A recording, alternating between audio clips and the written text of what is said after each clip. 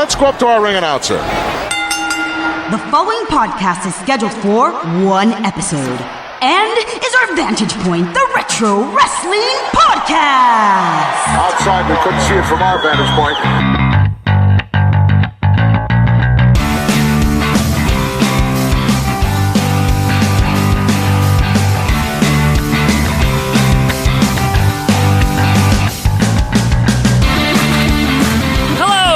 Fans, and welcome back to Our Vantage Point, the Retro Wrestling Podcast. Thank you so much for joining us for episode number 52 on this Monday, Columbus Day, October 9th, 2017. I am Joe Murata, alongside the one and only Michael Quinn. How you doing there, Michael? Howdy doody. How you doing, sir? Good. Ready to talk about the world of retro wrestling? I am always ready to talk about old wrestling. The world of it, if you will. The world. The wacky world. The world wrestling retro. That's right. That's what we do here, folks, and we thank you for joining us each and every week. Before we get to anything, Quinn, we have a few points to make, as always. If you haven't followed us yet, we have a Twitter. Did you know that? Yeah, I've heard of it. And you can follow us. Our handle is @OVP Podcast. So you go there, follow us, tweet at us. We'll tweet back. We'll follow back. We're not a bot, Quinn. Yes. Mashugana.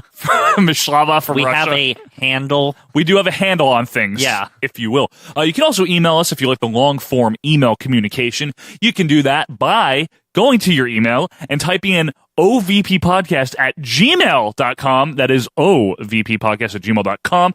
Quinn, a few other things. We have a Facebook group. Yes, we have the Facebook group. You can join it by searching Our Vantage Point Retro Wrestling Podcast over on Facebook. Click the join button on the group, and then we will approve you. We approve pretty much anyone. What goes on there? Hijinks, generally.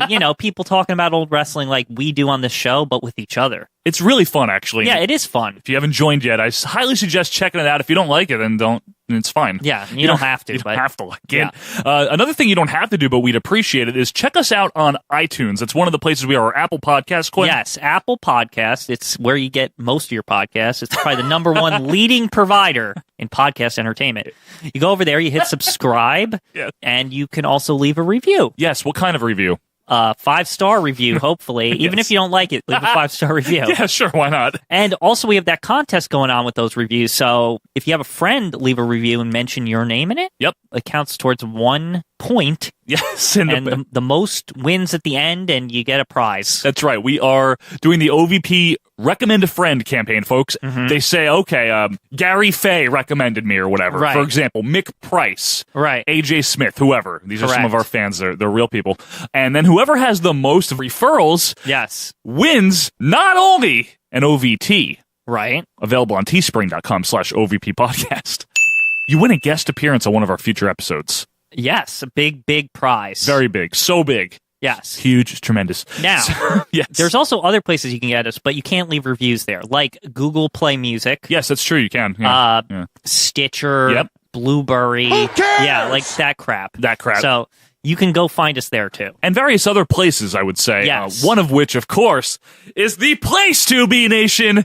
That is, I am been informed, the only place to be, Quinn, it's it. In your pop culture world. That's it. Go there, Just don't go anywhere else. Don't go anywhere else on the internet. Only go there. Yeah. And if you go there, you'll see some stuff. And one of the things that's really good on there is a podcast called GF Allentown. Greetings from Allentown. Yes, on the Pro Wrestling Only feed, I believe. That is correct. It's a Pro Wrestling Only feed.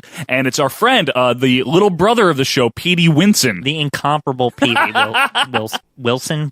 Good enough. Yeah. And he does a one-man show because there's just not two of him. Yes. So he only does one. One day he'll just clone himself, and then he can do the show with himself. Exactly. It'll be great. But for now, it's a one-man show, and it's a great wrestling program where he reviews old wrestling, but in a different style than we do. Yes. Because we can't all have a partner like Michael Quinn over here. Well, you're welcome. All right. Well, Michael Quinn, as we start the show. Yes. We have a foundational series going on for Season 6. Yes. It is a foundational series for the modern era, we call it. Mm-hmm. And when we last left off, we were talking about how Bobby Backlund was still the world champion. Oh, yeah, him. Him. You know, it was like we united together in there. But Vince Jr., who had purchased the company in 1982 from his dad, oh yeah, him, was definitely looking for something new. And how ironic it would be if that person had been someone that maybe his dad already knew, Aha. But before we get to any of that, Quinn, Bob Backlund fought the Iron Sheik in Madison Square Garden on December 26, 1983. Yes. Backlund was the defending world champion. The World Wrestling Federation heavyweight champion, Bob Backlund. I would like you to explain real quick the Iron Sheik just as a thing during this period of time. Basically, he was the evil foreigner character of the day. From Tehran, Iran, weighing 258 pounds, the Iron Sheik. Also, Iran, since around 1977, I believe, since the Iranian Revolution, had been a hater of the United States. I believe they still are. Belligerent, not as belligerent. No, not as bad, no. This was the height of it. And, America had just come off the gas shortage because of Iran. And there was a hostage crisis earlier in the 80s. So people didn't like Iran. So the Iron Sheik, was an Iranian. And he the came former out, Olympic athlete. Iran #1, all that stuff. And USA Haktoi, right? Yeah, exactly. And of course, you probably know the Iron Sheik now as the guy that says fuck all the time on Twitter and he doesn't YouTube. like Brian Blair. Brian Blair, you are another faggot son of a bitch, no good lowlife. He really doesn't like Brian Blair. He thinks he's like the Michael Jackson. But there was a time before he was such a big joke, and 1983 was that time. Yes. Because the All-American boy here, Bobby Backlund, Mr. G. Golly, from Minnesota, it's late 83 now. No one cares. Certainly not Vincent K. McMahon, We are on the cusp of something new. But the best part of this whole thing, I have to say, Quinn, is the Iron Sheik's manager. Yes, classy Freddie Blassie. And what did he go by under this period of time? Ayatollah Blassie. I just love that. Yeah, it is good. Here is the Ayatollah Blassie. I mean, that's a playoff if you don't know from the era, is the Ayatollah Khomeini was the big, people didn't like him from Iran. Like, he was the leader of Iran. That's right. See, here on OVP, you get a slice of history as well. Yes. So as we head towards this match here, Backlund's the reigning champion. It's Madison Square Garden for their usual monthly show. Right. The day after Christmas, in this case, 1983. And what a Christmas gift here for the Iron Sheik. Yeah. Because these two go at it. Apparently, the Sheik had injured, in kayfabe, Backlund's neck prior to the match. Oh, no! A Sheik attacking Backlund from behind! The Iron Sheik! Oh, what a kick in the back of the neck! Oh, again! Sheik gets his finisher, the camel clutch on Bobby Backlund. Right. Backlund doesn't give up, Quinn. What happens is Arnold Skolin, the useless manager of Bob Backlund, one of the shareholders we talked about last month. That very good point. Yeah, very good point. He throws in the towel. Yes. And Backlund loses the world championship to the Iron Sheik. He's sitting right on that lower back. Is he ever pulling on it? Pull on it! And Backlund's got a bad neck. Pull on it! Oh, hello! Backlund did not submit. Arnold Skolin threw something into the ring. So heading into 1984 now, we have a new world champion for the first time in a long time. Right. Since Backlund won the title from superstar Billy Graham. Correct. In 1977, I believe. Yes. But let's backtrack a little bit, Michael Quinn. In the summer of 1983, the NWA, National Wrestling Alliance, as we've talked about last week, held their annual convention, the men and the suits with the mahogany. And the cigars and all that crap. Probably drinking brown liquor. Yeah. The one where, Gorilla was there in, 1948, but it's, still...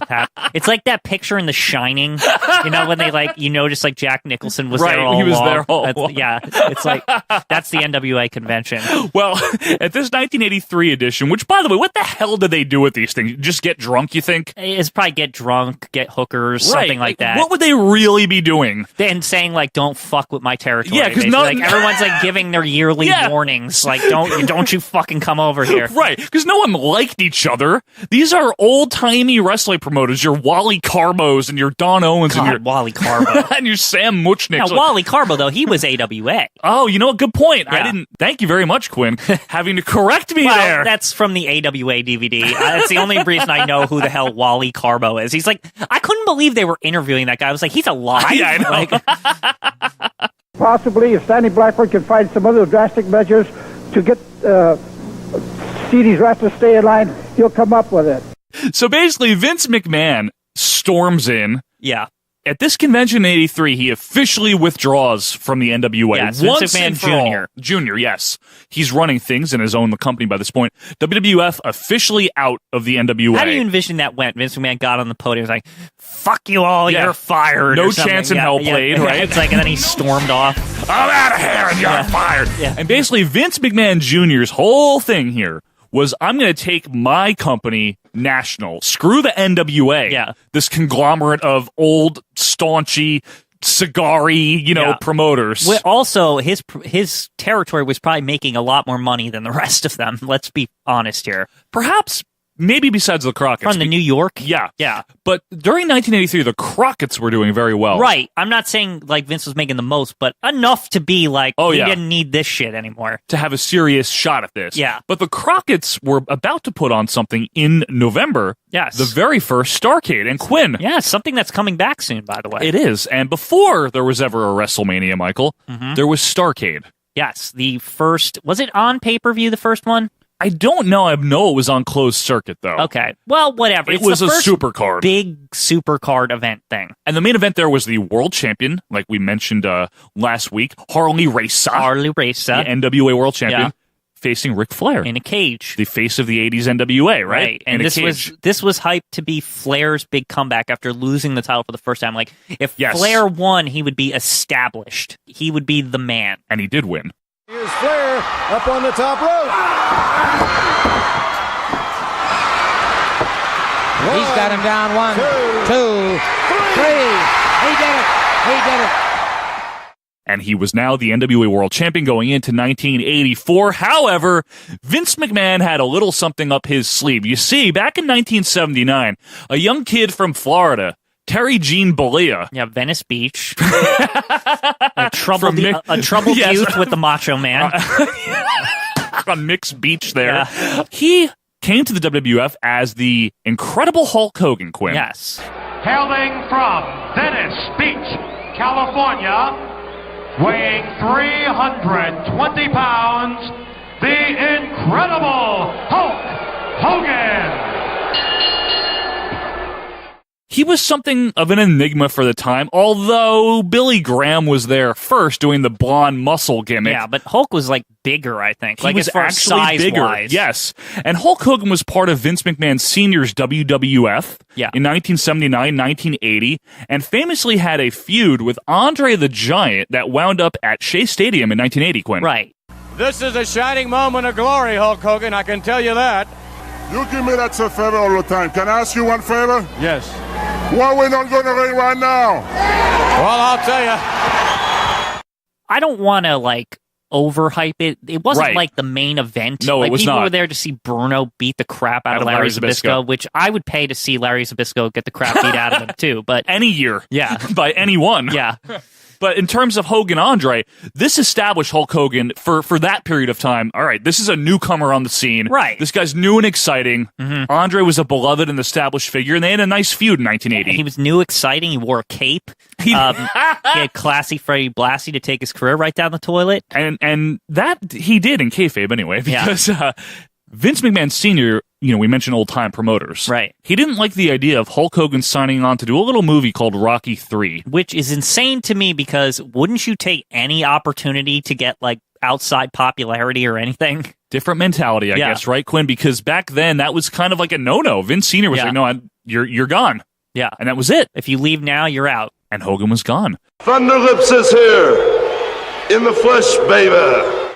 However, he cropped up a little bit later in Vern Gagne's American Wrestling Association. Yes, with Wally Carbo. With Wally Carbo. Yeah. And you're not going to let that go, are you? And Hulk Hogan became a huge star for Vern Gagne there. I mean, really helped him out. But, I mean, that didn't work out either. The problem was, as much as the fans wanted Hulk Hogan to be the world champion. Yes, he was probably the most over thing that happened. Oh, my gosh. In Vern a long stepped time. in shit there. From Venice Beach, California,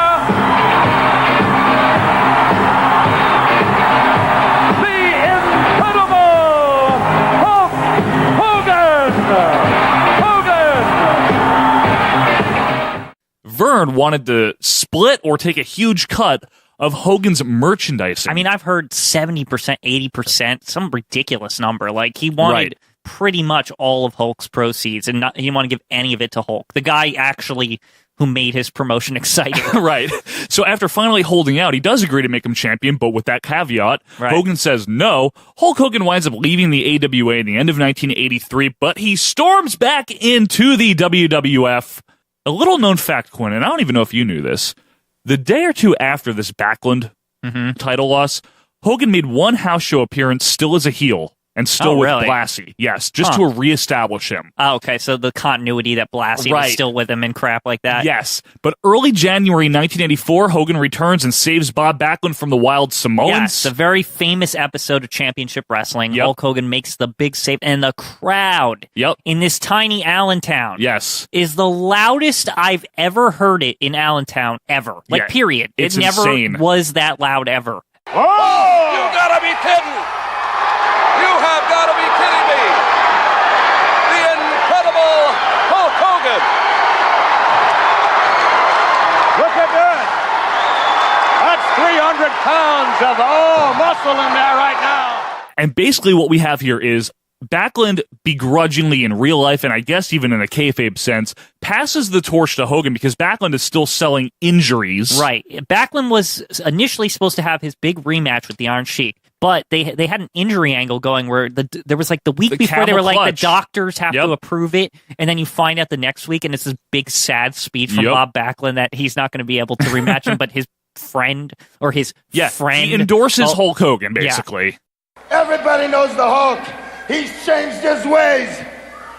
He's a great man. He's told me he's not going to have Blassie around. I'm going to give him my hand and give him good luck. All right, Bob, you know something? I would like to thank Mr. Bob Backlund and the WWF for bringing the Hulkster back. Now, that fateful day of January 23rd, 1984, Quinn, Hulkamania is born. Now, we've talked about this before, but a quick recap. It's like a 5-minute match, and they did it perfectly. The Iron Sheik gets a boner. He does. Yeah. And they knew exactly what they were doing. And for all the hype, and I know everyone likes to say how, you know, in the South, Southern Territories, all this money was made, Freebirds this, Ric Flair that. Fine, have that, take it, love it, enjoy it. This is a huge moment for the World Wrestling Federation. Oh, yeah. And I mean, they would go on to play pieces of this match on everything they did for like years. This is the Beatles on Ed Sullivan, Quinn. Yeah, this is the big moment. This is it. This is the WWF as we know it coming of age. Yep. It's Hulk Hogan powering out, I should say, of the Camel Clutch, the one that defeated Backlund. Right. Leg dropping the Sheik. Right. Winning the world title. Madison Square Garden goes nuts. Hulk Hogan, he drops the big leg on him. He's down for the cover of the leg. 1, 2, he got him. Now, wrestling immediately doesn't take off, Quinn, but what this leads to, you want to give a little, as we go from 84 and we hop to 85, 86, what happens in the World Wrestling Federation? What happens with wrestling here? So there's a couple of key things here. The talent that comes in, a lot of it is from the AWA, where Hogan was. Yes. If you watch the AWA a year before Hogan came, it's basically the WWF. Jesse Ventura, Bobby Heenan, Ken Patera. Right. Gene Okerlund. Is Roddy Piper there? NWA. No, he's an NWA. Yeah, Greg Valentine comes back Rick from Martel. NWA. Yeah, Rick Martel. So, basically anybody that's anybody says, oh, there's shit going on over here, let's go here. And Vince does that for about the next 3 years. Right. And we'll obviously cover more of that. But as far as the mainstream popularity, Quinn, it exploded in a way that it hadn't since those Gorgeous George days that we mentioned. Right, and a couple things happened to establish that.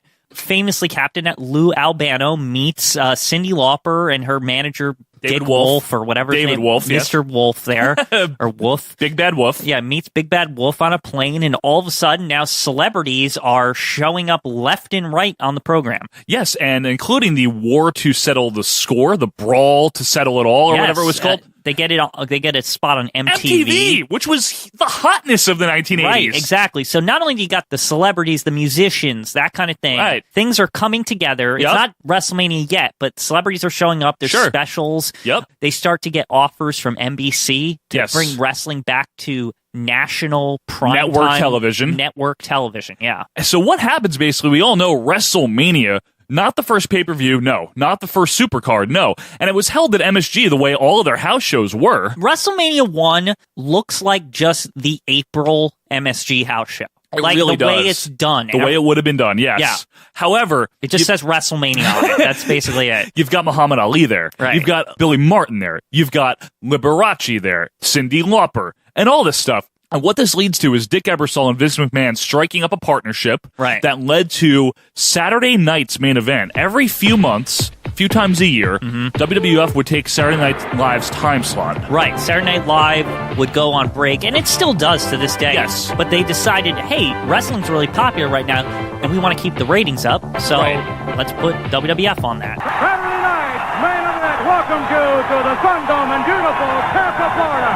Hello, everyone. I'm Vince McMahon, and this is going to be a fabulous World Wrestling Federation event. And man, what that did for Vince McMahon in terms of national exposure, what that did in terms of television production, because Ebersol worked with him to really make this product larger than life. And this is the Hulkamania era we're focusing on here, this segment. Now, we can't get into too much detail, but in broad strokes, Quinn, what this era, about 84 towards the end of the 80s, encapsulates, and what happened here is huge television production improvements. Oh, my goodness. It looks like a real show. It's lit. Like bright, super bright. The characters are large. Like every character is larger than life. Everything is larger than life. It truly is a human cartoon at this point as the 80s roll forward. And it's so popular. So popular. Everyone knows what the WWF is. The WWF is wrestling. Exactly. Hulk Hogan, a cultural icon by the end of the 80s. The merchandising through the roof, things you could have never imagined. Yeah, like we all get that there's T-shirts. Of course, any promotion can have those. This is bigger than T-shirts. A cartoon show? Yes. Hulk Hogan had a cartoon series? Yeah, Rock and Wrestling. And who's the number one crook we're going to run out of town? Phelps! You got it, Daddy. Action figures? Wrestling superstars and new wrestling ring, each sold separately from LJN. Bed sheets? Yeah, I mean, you name it, like the Hulk Hogan like workout set, like even the little stuff, like cups, ice cream bars, frisbees, like bandanas. Right. This is not wrestling. Was never like this. No, this is something else. And every kid knew what wrestling was. Every parent knew what wrestling was. Single people, women, children, men, old folks. Old folks. It didn't matter who you were. Wrestling was a thing you watched. And even in passing, even if you didn't care, Meltzer was doing his thing out in California since the early 80s, late 70s. A match, 5-star match, and all this crap. The casual guy just knew that's Hulk Hogan, and I want to see him punch that guy. Right, That's all they cared about. Their crappy kid wanted the ice cream bar. You bought it for him, but you knew who Hulk Hogan was. And that is the Hulkamania era. All of this snowballs, and it grows. Yes, it does. To a point when we were looking for the big match that would kind of encapsulate the era, and it all comes up around the time of WrestleMania 3. Now, 3 years into this, like kind of fast forward a little bit. Exactly. So we've got Hogan-Andre, the biggest match to that point, one of the, if not the biggest matches in WWF. The biggest program, if you will. History, yes. Because what I mean by program, meaning like the Andre match, not only brought them the biggest live crowd they would ever see, 93,000, whatever. Whatever the figure is here. Still, it was the biggest live crowd wrestling ever had. Absolutely. Not only that, a couple months later, they do it on national television in that slot that Ebersol provided for them. Yes. And it was the highest rated wrestling TV show ever. Ever. And that, of course, being February 1988's main event. This is now prime time. So we had the SNL slot. Yeah. Now Ebersol gives them this 1 hour prime time, Friday night, 8 o'clock. Yes. Wrestling? Yeah. Are Andre, you kidding Hogan. me? And the numbers that did, TV-wise, was insane for that. Unfathomable now. Yeah, what is it, like a 15, 11? Something like that. Something weird. Whatever it is, this little thing from that we talked about just a couple of years earlier, the Vince McMahon promotion that he bought from his dad. Yeah. It's amazing the vision that Vince McMahon had. Yes. Now, are we saying he had the most, scrupulous business practices? No. No. Did he do everything morally right? No, everyone, but no promoter did. We're describing, it wasn't a smooth road for Vince. No. There was a lot of confrontation in between, and we don't have time to really It'll be later in go into all of it today, but later in the series we will get into that. A lot of work went into this. A lot of backstabbing. And by 1987, 1980, Vince has hit the peak. This is unthinkable only 5 years earlier. And the NWA is nowhere close to this. The NWA is nowhere close to this, but around this time in 1988, something very important is going to happen. Stay tuned next week. In the meantime, we'll be back right after this. Hey, B, no way a little dude like you is gonna change my ways. It's time you were tempted with a taste of nuts and honey. Hulk Hogan doesn't eat nuts and honey. Take this, an unbeatable part of this nutritious breakfast. That's better than a body slam. Undefeated. And still champion. It's a honey oven, it's Honey Nut Cheerios. From Marley Race to Hulk Hogan, Ric Flair to The Rock, Sting to Steve Austin, you're listening to Our Vantage Point, the Retro Wrestling Podcast.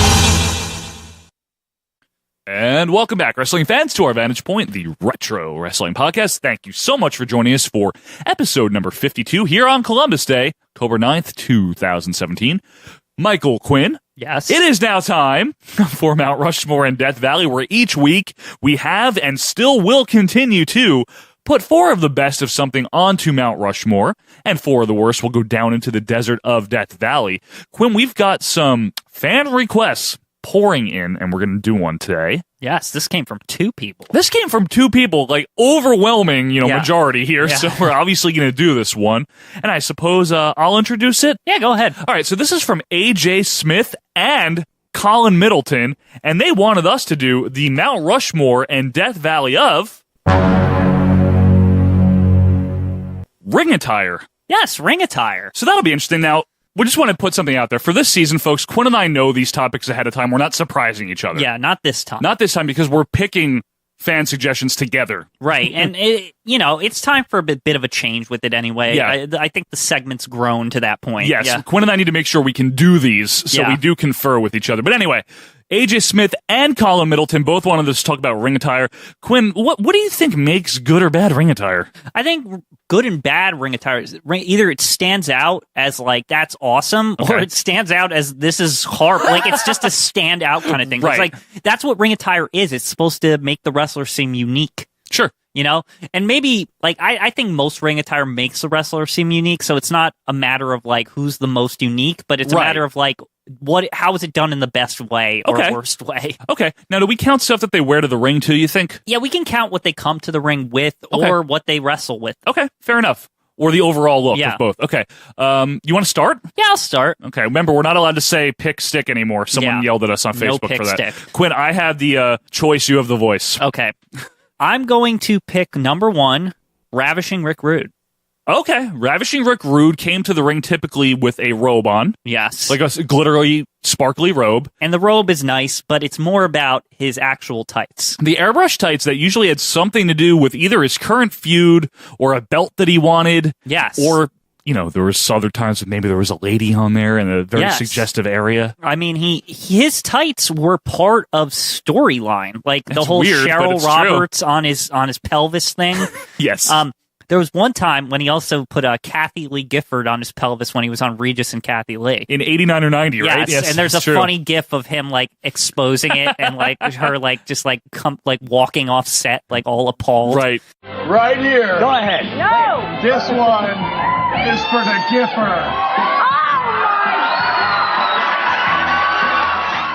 You know what? His tights were good, and the fact that they were long tights, I think that worked for him. Yes. No shirt, long tights, good look, right? It exposed his physique, which was one of his big attributes, too. His selling points, overall worked. The other thing I liked, like you said, with the belt thing. Yep. I loved how he incorporated the Intercontinental title onto his belt. Yep. Or onto his waist, really. Yep. And it made it like when he was the Intercontinental Champion, when he took his belt off, he was always the Intercontinental Champion, yeah, like exactly. that kind of thing. And then even like, I think, did he at one point put the WWF belt on there when he was facing Warrior? I think he did in 1990, yes. Yeah, so that was always a cool thing with Ravishing Rick Rude. I just thought he like stands out to me as a guy ring attire wise. Fair enough. I'm going to volley to you. Go ahead. Macho Man Randy Savage. Which one? Fair question. 85 to 90, like the 85 to 89. The classic Macho Man, like the robes. Yes, short trunks. Multicolored, different colors each time. I thought his robes were actually pretty cool because early on he had there was like an Asian flair to some of his robes. With the sticks. Yeah, those are really cool. Yeah, the cape stick like robe. Dragons on them and stuff. Yes, you're right. That was cool. No, you're right.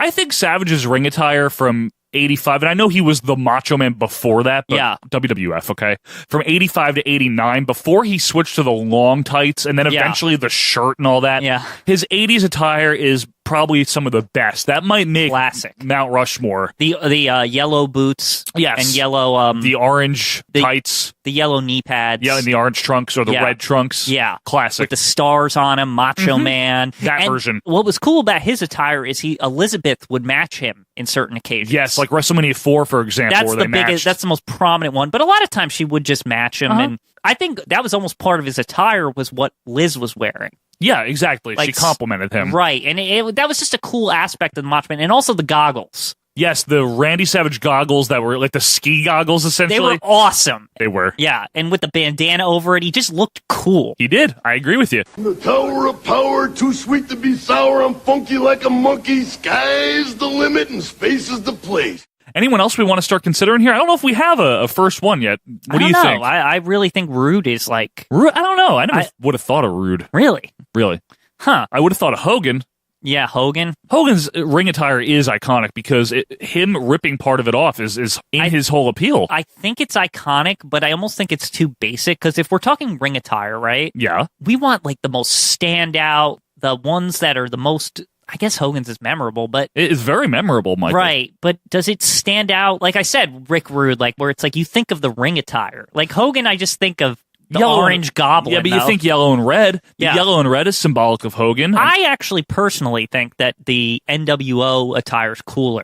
Oh, come on. Hogan with pants. Yeah, but that whole thing is awesome. Like, because he didn't wear the pants before and he's heel. So he puts on a pair of pants, now he's a heel. No. But not only that, the airbrushed boots were cool. Those were cool. And that whole airbrush design he was rocking was actually kind of awesome. Like the t-shirt that was cut off on the sides, like it made him look more muscular. Like I don't know. And the black gloves. True. Like he looked awesome.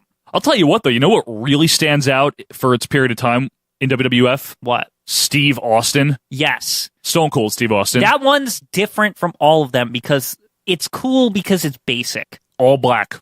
All black. There's nobody, like only jobbers wore that, right. But he wasn't a jobber. That was what was so interesting about him. And the idea that he didn't give a crap only built into it. And also, he kind of had alternate ring attire because a lot of times we saw Austin, he was in his cutoff shorts. Yes, that's with true. The Austin 316 shirt and those boots. Yep, you're right. He remarked on those boots on a recent podcast. I forget. Somebody gave him an endorsement once and he turned it down because a business manager told him not to do it. Wait, really? Yes. Wow. The boots that he iconically would stomp a mud hole into everyone, he could have been, they were called High Tech Boots. That was the company that made them. Wow. He could have been the official sponsor, and some doofus told him not to do it. That's stupid. Yeah, and he didn't know business yet, so he was like, he just believed him. Oh, man. Yeah, doesn't that suck? Yeah. It sucks! I'd say he's up there. He has iconic ring gear. Yes, he does. Even though it's very, very basic. Oh, yeah. And the vest, too, that he wore down the ring. The Austin 316 vest. What do you think? Is he a good number one? I don't know.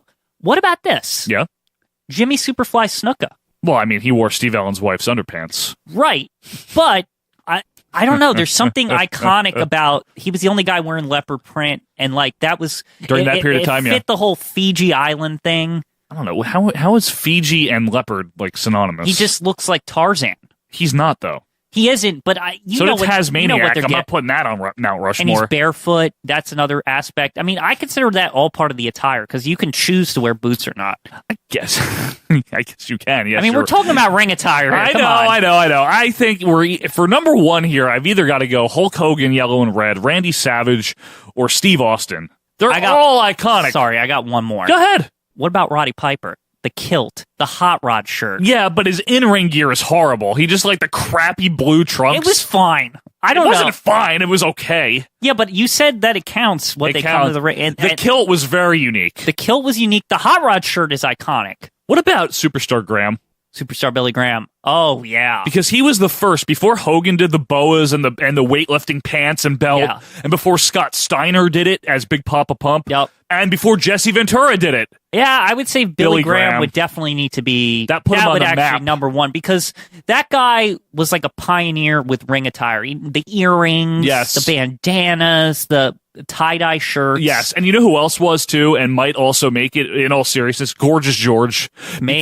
Because he was the first flamboyant wrestler. What are we going to put Farmer Burns on this too? I don't think so. But Gorgeous George, in all seriousness, came to the ring with like bouffants and just dresses sometimes. Right. Very different from anything that had ever happened. I mean, it inspired a Ric Flair. I also say it inspired the Adrian Adonis character. To an extent, perhaps, yes. The idea of the effeminate male. Adrian Street, probably, as well. Yes. In all seriousness. The boas. Can we safely put Billy Graham on, though, I think for number we could one? safely put Graham in. Okay, so for number one, superstar, Billy Graham.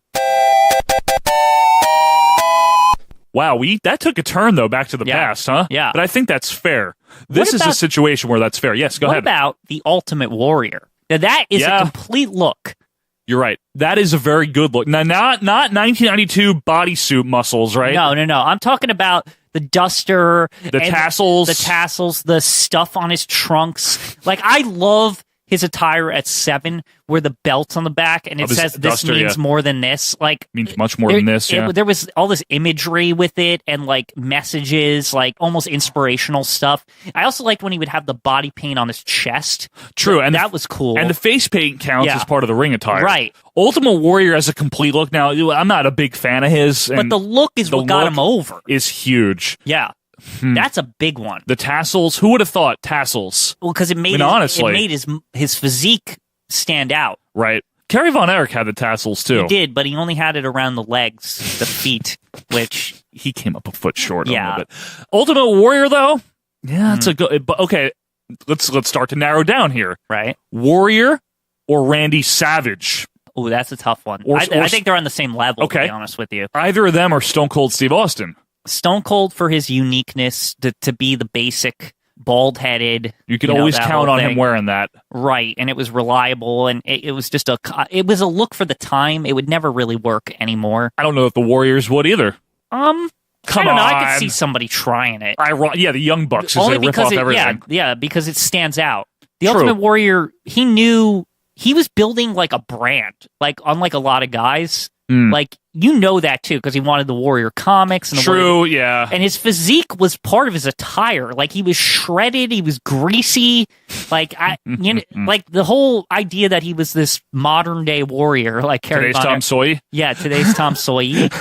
Exit the Warrior, today's Tom Sawyer. He was like a space warrior or something. What about Ric Flair? I was just going to say, let's hold the phone here. Yeah. What about the Nature Boy Ric Flair? Now, I know he wasn't the first guy to ever wear robes. Yeah. But it doesn't mean you need to be the first to be the best. Here's the thing with Ric Flair. Yeah. Not only does he have the robes that exude this confidence, this flamboyancy, that thing that he's rich thing, right? Yes. But he played all the suits into his attire, and he would talk about it, and he would say, "My shoes are worth more than your house." My shoes cost more than your house. He would come out every week. He'd be like, "I got a gold watch. It's worth $25,000. You know, my suit is tailor made head to toe. The sunglasses he would wear, like everything about Ric Flair's attire was his character, and Ric Flair would come out and brag about it. He's one of the only guys who would brag about his attire. You're absolutely right. That played into it perfectly, and his robes are iconic. Yeah, I mean, so many different robes, from the pink to the black to the green, the light blue, the purple. And his in-ring gear would always match whatever color the robe was. Yeah. And very basic, but it fit him perfectly. Trunks, boots, knee pads. Well, his ring gear was cool, too, because when you're a rich guy character, right, you should be playing up the classiness. So he had the RF in script on the corner. Yes, he did, the script. Like, and that would play into the fact that when he was off days, he'd, wear polo shirts and khakis. And, it's very right. Yeah, like, like he's just classy. Do we put him on, though? I don't know. I think he would have to be in there. I don't know that I ever looked at Ric Flair and went, wow, he looks cool. I think he looks cool. I love the idea of a guy that makes the preppy look cool. I guess so. Like, he was like an icon as far as like people in the crowd were dressing like him. I don't know, though, Quinn. I mean, Greg Valentine wore the same shit. Yeah, but in his off days, he'd just look like crap. When he was like doing interviews, he looked like shit. He'd wear like Andre suits. He wore. What about Bret Hart? Bret Hart's another great one. The jacket. I love the idea of the Hitman, but he looks like a cooler version of it, like a boisterous, like the whole military getup because he's a hitman. Yeah, right. Yeah, like that's an awesome look. I always liked his boots too. He had great boots. Those were like if you really think about it, they're like World War I military style, like that white with the black on the bottom part. I wouldn't have ever thought of that, but that's a good point. It's all a military look. The stars up the side, like he's got like a rank or something. Right. The logo, like that German officer thing. Like it's a whole, you can tell it's a whole military look. And his tights improved over the years, too. They went from being like black with a pink stripe or pink with a black stripe. One of the things I also like that he did, he had a splatter pink on there, and that's like mid-90s. a blood. That's like a blood thing, like if Hitman shot someone in the head, the blood splatter. That is it's all subtle, and it's what's interesting about it. It's done on a wholesome character, but you don't know that, right? Exactly. Well, we've got only Superstar Graham on there, huh? Yeah. I think it's time to start getting some more on there that we're confident are going to make it. Here's the other problem: is I got one more for you. Go ahead, Sergeant Slaughter. I mean, it's fitting the character more than almost any. Yeah. Maybe besides Doink. Sergeant Slaughter, yeah, Doink. But Sergeant Slaughter, because the hat, and it was early on. That's the other thing. 80. Sergeant Slaughter was doing that 80. early. Right. You know, the Marine Corps hymn he would come out to. That's true. Salute. It worked. He even worked his damn chin into the attire. You know? Oh, man, Slaughter is a good one. Right, and that was coming off a Full Metal Jacket. Yeah. That whole look. Yeah, you're absolutely really right. a cool look. Sergeant Slaughter did have great ring attire. Right. I'll give you that. Does Shawn Michaels belong on this or no? I mean, the cool part about Shawn is that the sexy boy thing, he really played into it. He got his attire in the right. I always liked that coat he had at the very beginning. His early 92 coat? Yeah. Yeah, I know the one you mean. And it was almost like a Bret Michaels kind of look. Like I'm a... Glam rock? Yeah, glam rock kind of thing. And I don't know. I like it in his character. It's not like it's like attractive or anything. No, it's not. But at least it fits the character. And it was unabashedly stupid, like with the sunglasses with the hearts on them. Like I like that the character was unaware that he looked like an idiot. He thought he was the coolest guy. He looked so cool, but he looked even in the mid-90s, he looked really stupid. And it was actually ahead of its cap. Yeah, it's ahead of its time too because it's because it's kind of like risque if you think about it. It's like a guy acting like sexual. You know what I mean? Yes, I don't know. Rick Rude did that. Yeah, Rick Rude kind of did it, but Shawn Michaels went like whole hog with it. What about Goldust? There's so many. There's good a ones. lot. Yeah, We're going to have to really... Goldust is a fantastic one. I mean, just bizarre. Yeah, Goldust is great between the face paint, the wig, the bodysuit. The bodysuit, I think, really put it over the top. Like, who the hell was wearing a bodysuit like that? Especially like that, because that was to really give you like an S&M kind of thing. Like you were like, what is this guy into? Like, yeah, you know. And he kind of acts female, but he also acts really very manly. androgynous. Yes, yeah, like he's all over the place. Fit into the character, and the Marlena thing really worked in it too because he's got a woman with him, but he acts like a lady. He's kissing guys. You know, it's guys. weird. It was very mysterious. And the ring attire, including the wig, he had a wig. He had a wig that he took off that if you had never seen Goldust before. And you didn't know he was Dustin Rhodes. Right. You would think it was his hair. Yeah. And he takes it off and you're like, what the fuck? Like, how weird. I would like to put him on. You know what? Yeah. It was really unique for its time. I've never, just like Billy Graham was really unique and ahead of its time, Goldust. And it fit all into the character. So for number 2, Goldust? Yeah, let's do Goldust. Goldust for number 2. How about The Undertaker? Yeah, The Undertaker, like another crazy, revolutionary, the look. Yeah, because for 1990, especially 91, all black with the gray boots. Yeah, you know, the gloves. And the gloves. The one thing The Undertaker did that was really special about him is he wore eye makeup to look like he was actually an undead zombie. Yeah, he did that a little bit. Did he do that from the beginning? Yes. He did, even in the early days. I remember when he first took his hat off, Yes. Gorilla remarks about, it looks like he hasn't slept in Yes, weeks. You're right. Look at them eyes! We need a little night-night time there, Bell!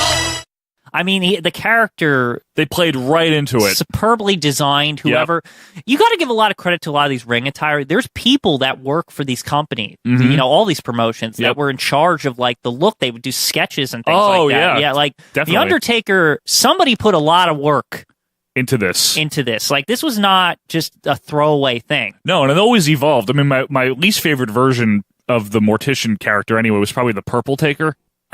I think that was just a different color. Yeah, I was didn't fine like with that. it It as was the much. same kind of thing. It didn't look as serious. I don't know. I like the long stringy hair though, because it looked like an undead. Yeah, like it looked better actually than the mullet. You want to go with Undertaker? It's so unique. So is Kane. Early Kane, like 90, To me, Kane's more of a rip-off of The Undertaker. Like, The Undertaker is The Undertaker. I could put Undertaker on as number 3. What about Mankind, though? And Brown or Cactus Jack, even. Cactus Jack. Yeah. The wanted shirt and the flannel. Yeah. I love it. I love it, too. I just don't know him. if it's, like, on the list. It's not. It's, like, up there with, like, Sandman or something, where it's like, okay. Sandman's another good one, because nobody was fucking doing that. Raven? Holy shit. Yeah, Raven's good. I still think Steve Austin deserves to be on this thing. I do too, and only because out of all of the guys, he's the only one that went for the basic look and made it work. Like, he was ballsy enough to say, I don't need fancy tights, and the fans will love it, and they dug that he dressed that way. Yeah, and I don't doubt that Goldberg wouldn't have dressed like that if Austin hadn't first. No, yeah. Even though they say he was a Shamrock ripoff, Yeah, the idea that he could look like a badass. Yeah. Austin for number 3. Austin. The black trunks, the black boots, the Austin 316 vest or shirt. Yeah. That was late 90s. Mm-hmm. Number 3, Stone Cold Steve Austin. Well, Michael, one more. What are we thinking? You said Goldberg, but you know what that reminds me of? Who I really like his attire. Yeah. I love Brock Lesnar's modern attire. Like, I really think he looks awesome. Like, the UFC shorts. It's something nobody really has ever done. The UFC, the full on, the shoes he wears, like the wrestling shoes, like he looks like he will kill you. He's got a sword on his chest. I mean, look at him. Yeah. I mean, come on. Like, that nobody's doing that, and nobody ever did anything like that. The Jimmy John, so he has like a sponsor, like he looks like he's a real fighter. Yeah. I don't know, though, Quinn. Hulk Hogan ripped off part of his attire, and that was part of his whole gimmick. I understand that, but it's so basic. Like, if we're talking about ring attire, like, I think like Rick Rude is higher than that. Stands out more. Warrior stands out more. Yeah. Savage. Yeah. These are guys that their ring attire was way more their thing. Like, Hulk Hogan was about the talking and the charismaticness. He could have worn anything. Like, he wore white sometimes. He did in the earlier days, he wore the black Blue. And white NWO. Yeah. Like, right. I don't know. Like, I love his NWO tights, but I really think Rick Rude is like being overshadowed here, because I think he was an early guy who made a whole brand and look around his attire. I think Ric Flair was even more. That too, yeah. And then there's one more we're forgetting in that same vein. What? The Rock. The Rock, yeah. Because all those shirts he used to wear as part of his... But that's not really in-ring attire. Yeah, I think Flair, if we're going to go for a number 4 here that's not Hulk Hogan... Flair it's had got to be Ric look Flair. That he talked about. And, yes. Yeah, Ric Flair. The robes, Quinn. The robes. The robes. An honorable mention to Sergeant Slaughter, by the way. I mean, absolutely. Yeah, Sergeant Slaughter. And there's so many good ones, but... Yeah. Did we not even put the Macho Man on? Like, no. Yeah, but Macho Man's is great, but... I love it, but Flair's iconic. Yeah, everything about him. His whole look was his character. All right, so for number 4, Ric Flair. Yep. Well, that is our Mount Rushmore of ring attire. We will obviously do the worst now, Quinn, and I suppose I'll start with that. Yep. And I'm going to start, Quinn, with possibly the worst that I can think of anyway. Okay. Bastion Booger. You want to describe this thing? Strappy things over his fat and like gray. He looks like the Stay Puft Marshmallow Man or something. Like, yeah, and like in the back, disgusting. It was to make him look as horrible as possible. Yes. So I guess it fit the gimmick, but here's the thing: no one wanted to look at that. No one ever wanted to look at that. And the food, drizzling, like greasy food drizzling down his hairy chest. Bastion Booger, I guess. Take a look at this monster, would you? My goodness, no teeth. What a grotesque individual. It was awful. It's so bad that, like, I can't even make arguments against, like, anything knocking. It's so disgusting. There's no justifying it. Yeah. It's not like, oh, that guy, I want him to lose. It's like, I want him to put clothes on. It's a different thing. Like, please go away. Please go away. Fuck you. Like, I hate it. It's so bad, Joe. Are we die? I feel like we haven't even discussed it enough, but it's so disgusting that I don't even want to discuss it anymore. Folks, obviously this is an audio podcast, so I would advise you right now to go look up a picture of Bastion Booger. Ugh. If you don't know what he looks like. I advise you not to. I don't think it's good for your health to look at Bastion Booger. For number 1, Bastion Booger. Die. Okay, what do you got, Quinn? What about, this is a weird one. Sure. I didn't even mention this ever to you. Okay. What about PM News? Yo, baby, yo, baby, yo! Do you remember that guy? PN News. PN News. What did PM he News? wear, though? He wore like this neon green attire, like tights, but he was really fat. This was a rapper gimmick in WCW. Yeah. I don't know. Wasn't Mabel worse? I don't know, because like PN News is like, it's more disgusting because it's tight. He did look really stupid. Yeah, and I don't know, it's rap. Like, you usually wear baggy clothes when you're a rapper, too. Not skin tight not jumpsuits or whatever it was. Awful. What about Jeff Jarrett and his strappy things? I know you hate it a lot, but I don't think it's in the realm of, like, the worst thing ever. Okay. Like, it's terrible, but it's not that bad. And he would improve his look over time anyway. That's true. What about Max Moon? That was so stupid looking. It was stupid. He was. This is, folks, a blue neon costume with like circuit boards on it, and like a dangly mask and a jetpack. Like, what was this? I don't know. It was like he was like plugging it in the Matrix or something. That was really bad. So was Battle Cat. I was going to say Battle Cat is like the closest thing to that. Because he was a cat? Which is stupid. But was he supposed to be like Tiger Mask or something? No, I guess? Battle Cat. Yeah, it's I get like, it. It's like the baby version of Tiger Mask. It's like the shitty version. Nice arm wringer by Mr. Cat. Well, we know it's not Boss Man's mom. What's not Boss Man's mom? Battle Cat, because she'd be wrestling as Battle Swine. Please. Those are bad. There's so many horrible ones. Oh, how about our friend Giant Gonzalez? Yes, Giant Gonzalez in the bodysuit, always a contender.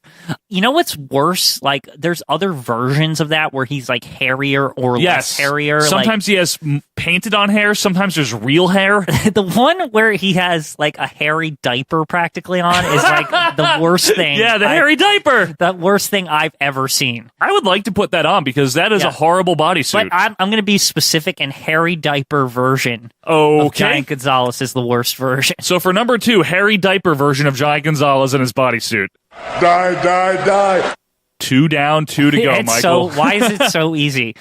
What about Big Daddy V, his fat straps? Anything ever that Mabel Viscera, whatever his real name is, Nelson Frazier wore ever is horrible. Whether it be the Mabel like trash bag thing with overalls, whether it be the time he knocked Vivian over and then became like a suave what was it? It was just still Viscera at that. But it wasn't Big Daddy V yet. He was still Viscera, but he wore pajamas. He wore pajamas.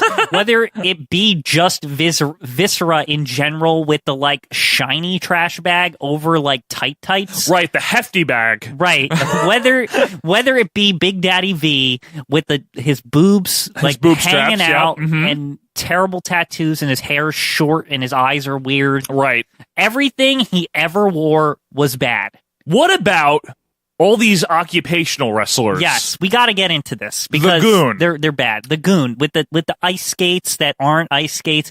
First of all, why would you wear that from like a kayfabe rational any perspective at all? Like, what, ice skates? I'm going to wrestle, so let me put myself at a disadvantage by like balancing on like roller blades. I took the blades off of, the wheels or whatever. Yeah, that's a good point. Like Duke Droese, right? Garbage Man? Yeah. Why is he wearing his Garbage Man attire to the ring? I will say this. He was the only smart wrestler with his attire because of this one thing. What? The back support. He did have a back brace on, yeah. I will say was that wise. when you're body slamming people, that's good. Everyone should wear that. Yeah, too bad he never won any matches, really. Remember when he feuded with Triple H in like 96? And no one remembers that because it was horrible. And he had the haircut. Yeah. What about any like country boy hillbilly thing? Overalls? Like Uncle Elmer. Well, Uncle Elmer sucks, but I don't think overalls. I mean, that's okay, don't you think? You're okay with that? I'm okay with overalls. Again, you're wrestling. Why? I know, because you like them. You feel Man Mountain Dean used to wear them. Man Mountain Dean. What about Man Mountain Rock? He with the WWF guitar. Oh my goodness, with the tie-dye jumpsuit. Yeah. Ooh. The WWF guitar is the main thing. Oh my goodness gracious, that was bad. What about Aldo Montoya? We might have a winner here, Quinn, because why did he wear a diaper on his head? It's like a backwards, like... You've heard of Tiger Mask. This is Diaper Mask. It was more like... Jockstrap? Jockstrap, yeah. He had a jockstrap on his face. Why did he do that? And I then don't know. Wore, like, guacamole pants with, like, yellow and red. I always thought the idea of a Portuguese man of war was the stupidest thing ever. It was so stupid that I recall my dad laughing at just the mention of Portuguese man of war. Yes, like, I believe you've told me this. I don't know why. I don't know if that's like a historical thing, like, or something, but... Mr. Quinn, thought that was very funny. Yeah, it was. It was a big joke around our house. I think a man of war is a flower, actually, a Portuguese man of war. Is it? Or a fish. Is that like, it's like an oxymoron or something? It's not even. It's just stupid. I'm okay with putting that in because it was really bad. Aldo Montoya, I don't think it ranks up there high enough. Are you sure? I don't know. I mean, what else is really bad? I don't like Skinner, for example. Like, why? He's the way Shawn Michaels looks like that now. It's stop. It's just disgusting because he adds in that tar crap he puts in his mouth. It's not tar. It's tobacco. He just looks like a jobber. Ooh. That should be an automatic disqualification. No, Skinner. What are you talking? At least he wore something unique. What about Big Bully Busick? You know why? You know what's the problem with Big Bully Busick? Everything. No, but here his whole attire is a problem to me because he looks like the Bolsheviks, just with a bowler hat on from Mr. Fuji.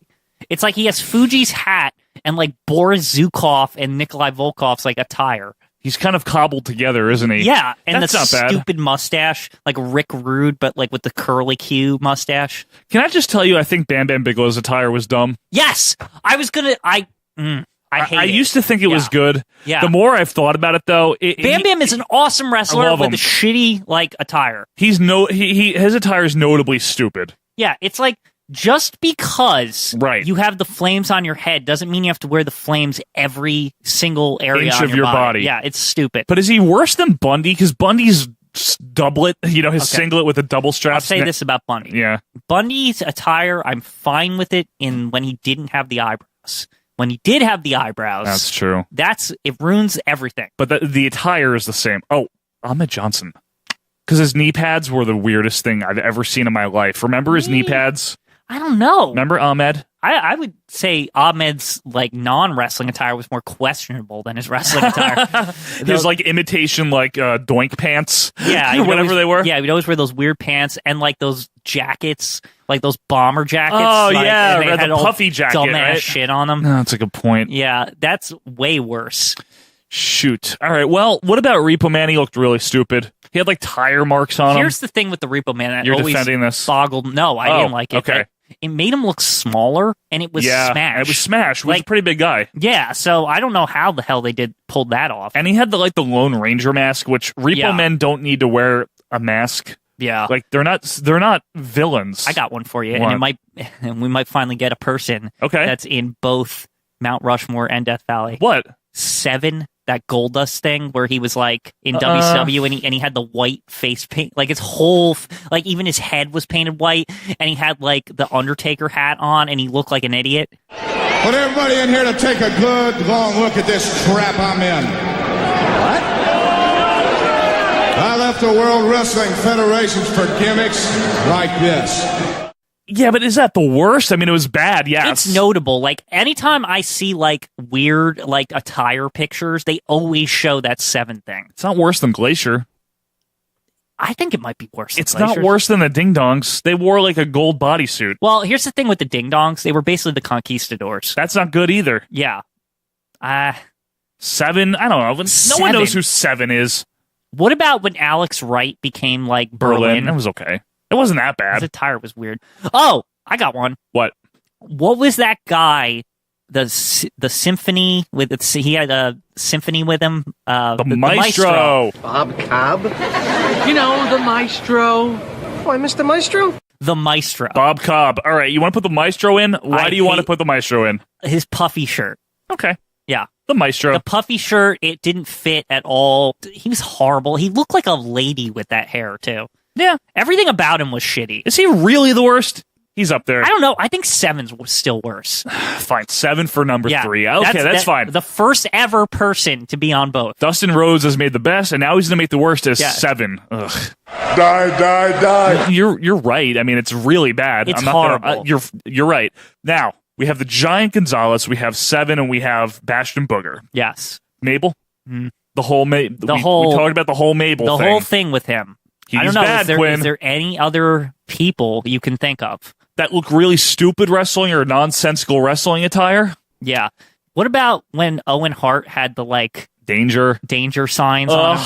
Yeah. That was really, honestly, that was like a fall from grace in terms of ring attire. That was really, really stupid. Yeah, it was. I don't like that at all. It's very sad. That's actually one of my least favorite attires ever, just because it looked bad. And because it brought Owen down. Yeah. And then remember the time that guy made fun of it in DX? He wore actual tape. Jason Sensation? Yeah. That was funny, and actually. Mizark. Yeah. That's another one. What the hell am I doing wearing this ridiculous outfit? I look like a damn road sign. What the hell am I? A school crossing? Ken Patera 1988 looks bad. Oh, oof. Oof. Yeah, Ken Patera. Good Lord. Yeah, he looks like Richard Simmons. We always say that. But is it the worst? Is it so unabashedly stupid? What about Norman the Lunatic? Now that's Bastion Booger. Yes. Holy crap. Oh my God. Wow. Now can he go in twice? Is that against the rules? I don't know. Who makes the rules? We do. Oh, okay. Then you want to? I don't know. Let's cut him a break, okay? Okay. Let's cut Norman the Lunatic a break here. What about Tugboat? No. Wait. Okay. The Shockmaster. Yep, that's it. Yep. Shockmaster. Because of the Stormtrooper helmet that was glittery, the big woolly vest. The way he had to talk with a weird It was thing. Ole Anderson talking for him. They call me the Shockmaster. He had jeans and no shirt. It looked like they didn't even try. He had sneakers on and sweatpants. Right, yes. Yeah, he's in. The Shockmaster. The Shockmaster. For number 4. Yeah. Die. Trip. All right, well, thank you to Colin Middleton and AJ Smith for the Mount Rushmore and Death Valley of ring attire. Of course, we have differing opinions possibly than you folks. Maybe we forgot stuff, simply didn't think of it. There's a lot of ring attire. So let us know your thoughts. In fact, why don't you tweet it at us, a picture of it, or put it on our Facebook group. You can do that by reaching us at OVP Podcast on the Twitter. Join the group. Email us at ovppodcast@gmail.com. Quinn, when we come back, we're pulling out some lighting equipment here because we are reviewing something. Yes, we are. Back after this. After a hard day at the office, working up a big thirst, many professionals reach for the smooth taste of Mellow Yellow. Whoa, baby! Mellow Yellow, the taste that beats Mountain Dew. And now, Mellow Yellow has pictures and all the facts on your favorite NWA wrestlers. Ric Flair, Sting, the Road Warriors, and even my pretty face. Head to your favorite store and collect all 12. Woo! Take it from Dusty Rhodes, the American Dream. Make the Mellow Yellow move. Hello, wrestling fans. Joe and Quinn here, interrupting this commercial break to give you a very important announcement. As of next week's episode, Quinn, we will no longer be with the Place to Be Nation. The time has come. The time has come, yes, and we're very thankful for our time there. Nothing but good thoughts about those guys, and very appreciative that they've taken us on for all of 2017 so far. Yes, thank you so much to the Place to Be Nation. Yes, but as of October 16th, that'll be our last episode, and after that, we will only be available on our own feed. So, this message is basically to inform you that if you only listen to us right now on the Place to Be Nation feed, you have another 2 weeks to switch over to our very own feed, Quinn. Yes, you can find it over on Apple Podcasts. Type in Our Vantage Point Retro Wrestling Podcast. We'll be right there. You can find us Google Play Music, Stitcher, all the normal places you can find podcasts. You just look for us and you will find us. Exactly. So, again, a big thank you to the Place to Be Nation. Next week's episode will be our last there, so make sure you switch over. If you still love listening to our show, you can listen to it on our very own feed. Yes. Let's take it to Sean Mooney. Hey, it's Sean Mooney. I may no longer be in the event center, but if I was, I'd be talking about Our Vantage Point Retro Wrestling Podcast. All right, boys, let's get to it. And welcome back, wrestling fans, to Our Vantage Point, the Retro Wrestling Podcast. Quinn, we are reviewing something. Yes, we are. This is unfortunate. Yes. Now, folks, this is WWF Spotlight. If you've never heard of that, you're not alone, I bet. It's like the Z-tier show. Yeah. It's awful. If Superstars is A, right? Yeah. Challenge was B. Right. Primetime was maybe C because it wasn't really important. Yeah. This isn't even in the alphabet. Yeah, I don't know what this is. This is like alpha. Yeah, you need to draw beta, pictures. Zeta. This is not even on the periodic table of the elements. Yeah. Spotlight, though, in all seriousness, well, as serious as you could be with professional wrestling, I suppose, was really their C-level syndicated show in terms of importance. And you could tell. Oh, yeah, you could tell with this crap. This show is so bad that, like, we didn't even get it in our markets. And to be fair here, it ran from 86 to 95. 86 to 95. That's freaking insane. 9 years. What's crazy is that we were watching wrestling by then and we didn't even know it existed. Right. We did not have it. We had Superstars and sometimes Challenge. I guess. Occasionally. But we never had Spotlight. Never, ever. And I can see why we did not have Spotlight. I'm why glad New York. we didn't. Yeah, I'm glad too. I would have wasted a lot of time watching this. We probably would have watched it every week and been disappointed every week. Yes, I believe so, Quinn. So, from WWF Spotlight, August 4th, 1990, we're just weeks away now from SummerSlam 90. Exciting. Very exciting. We'll find out a lot about that card. We open, Quinn, with the crappy sax theme. It's basically the intro to Superstars, like when it first was Superstars, when it had like the motion picture tape. Yes, and also the WrestleMania video game for Nintendo. Right. Doom, doom, doom, doom, doom, doom, doom, doom, doom, doom. And we are hosted by Ian Mooney. Yes.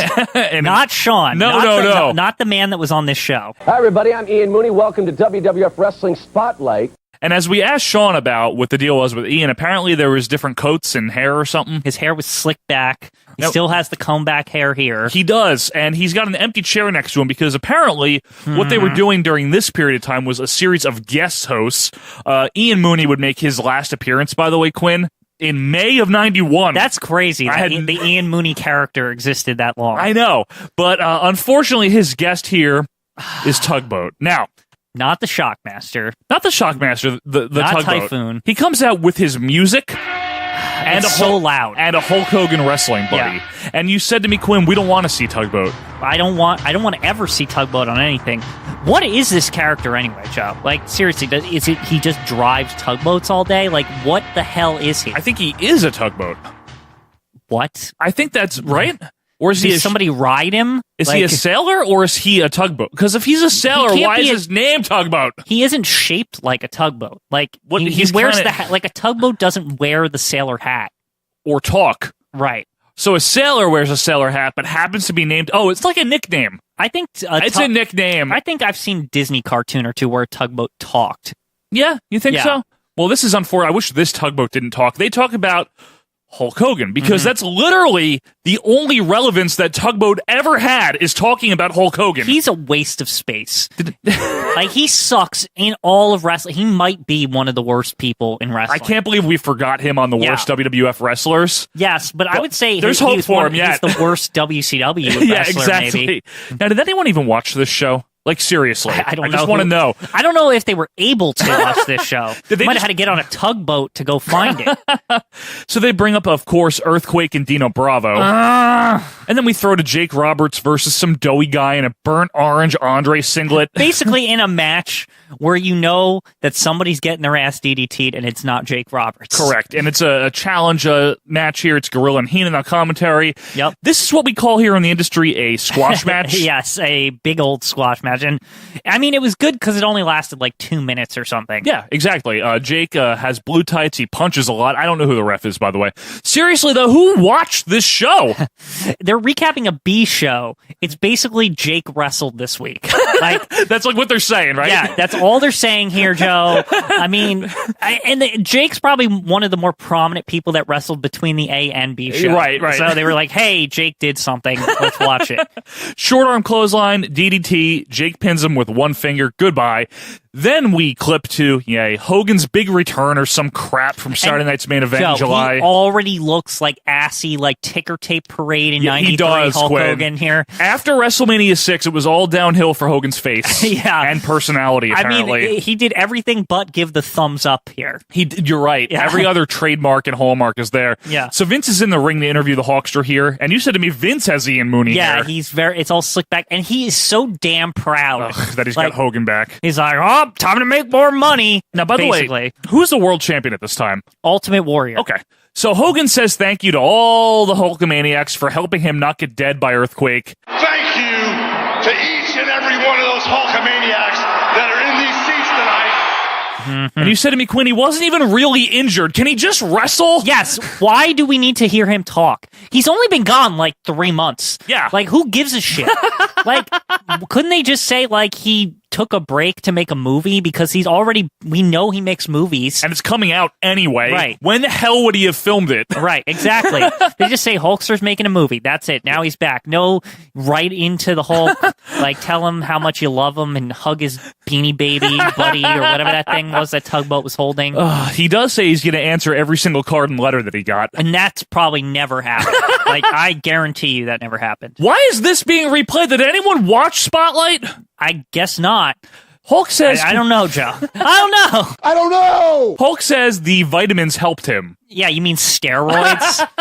Ridiculous. Then, of course, Vince mentions how Dino Bravo will be in Earthquake's corner at SummerSlam. Who cares? Enough with Dino Bravo. Enough. I've had enough of Dino Bravo for one lifetime. How the hell, Joe? We watched this. We did not expect to get more Dino Bravo. I swear, folks, we never wanted to talk about him again. We meant for our last time we talked about him, the Why Did They Bother Dino Bravo, we meant for that to be it. He's unavoidable. Like, I don't know how to get away from this man. It's ridiculous. And they don't know how to get away from Hogan because Earthquake Bravo and Jimmy Hart charge out and Hogan swings his weightlifting belt at them. Well, if he doesn't have the Macho Man to help him, what? He's like a loser now? Yeah, I know, exactly. Yeah. By himself with a belt. But of course, Fat Tug here runs out and he just sucks. And then I said to you, if Teddy Long was here, he'd be like, play a straight up tag team match. But he's not here yet, so there is no straight up tag team match. It's very sad. He's over in the NWA. Yeah. Jimmy Hart, by the way, is awesome. He's like managing the run in with the megaphone. It's funny. Like, get him! Yeah, he's like managing. Then... And I'm not making this up, and we did not plan for this. Unbelievable. This is a random Spotlight pick. Like, literally, Quinn and I were just like, you know what we haven't watched yet? Spotlight. Right. We cut to a Dino Bravo squash. They don't say who he's facing, but I swear he's wearing Bret Hart's 1986 attire. It's amazing. The blue stripe. It's exactly the same. Even the boots. Yeah. He's got the boots, everything Bret Hart. It looks like Bret saw him in the back, and maybe he had just like jeans and he didn't have a tire because he's just a jobber, and he said, here you go, kid. You know, back in the 70s when I was wrestling, they wanted me to be a cowboy. Earl Hebner is the ref, and we, of course, have to have, during a Dino Bravo squash match, an insert promo with Dino Bravo. No. Just no. Enough. No more Dino Bravo ever. Like, I'm proposing that whenever we run into a Dino Bravo thing from now on, we just skip it. Fine. Yeah. Will he get the Chris treatment? Yes. He should. From now on, he should get that. Yeah, so I'm going to say his name, and you're going to edit it. Right, exactly. Yeah. So, airplane spin by, into a side suplex for the win. Awful. Just terrible. Just never again, please. So we get the event center with Sean Mooney, and I actually found something out very interesting today, yes. Quinn. You and I both did. So Quinn and I were watching this, and we were looking at the control room, and I was like, you know what, Quinn? I'm not sure, but I think that control room, and forgive us if you knew this, okay? Yeah. We didn't. I think that control room is a green screen. And Quinn's like, no, I don't think so. I'm like, yeah, you might be right. This is one of the better green screens they've ever done because I never could ever tell. Like, Seriously. This one looks...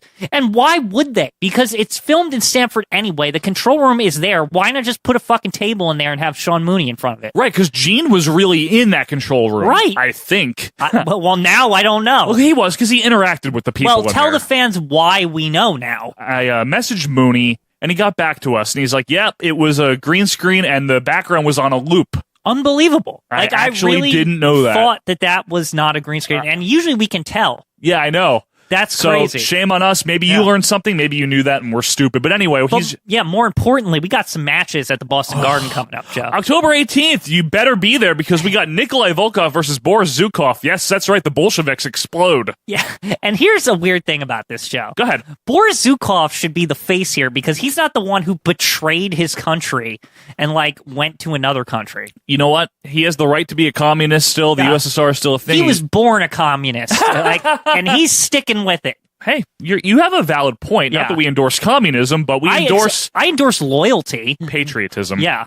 The Hearts and Duggan versus Demolition. You know what that means, Quinn, for Demolition. Fucking crush. Fucking crush. We'll get into him later. Yeah. Hillbilly Jim versus Hercules. Great. Dusty and Sapphire versus Savage and Sherry with Brother Love in their corner. Now, you never know if that's just the match they film where Brother Love actually wrestled.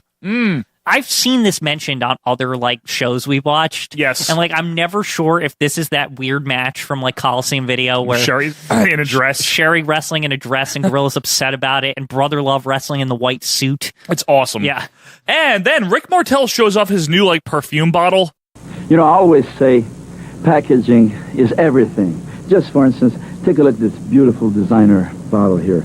It's not the Arrogance Atomizer. It's like a Japanese urn or something. It's this really is so weird. good. This is such a good thing. And behind him is a Trapper Keeper background. Yeah, or Lisa Frank design in the background. It's really weird, actually. And then we get a Hillbilly Jim promo. Really? Hillbilly Jim could have been promo? good, as we've discussed on the boards. Yeah, if he wasn't playing that character. They should have made him like Southern Justice. He played a character before this, Quinn, in the wherever promotion he was, territory. World Hillbilly Federation or something? No, he was named Harley Davidson, and he did a biker gimmick. He could have done that. Yeah, that would be fine also. I know. He's big. This is a big guy. He's intimidating. Yep.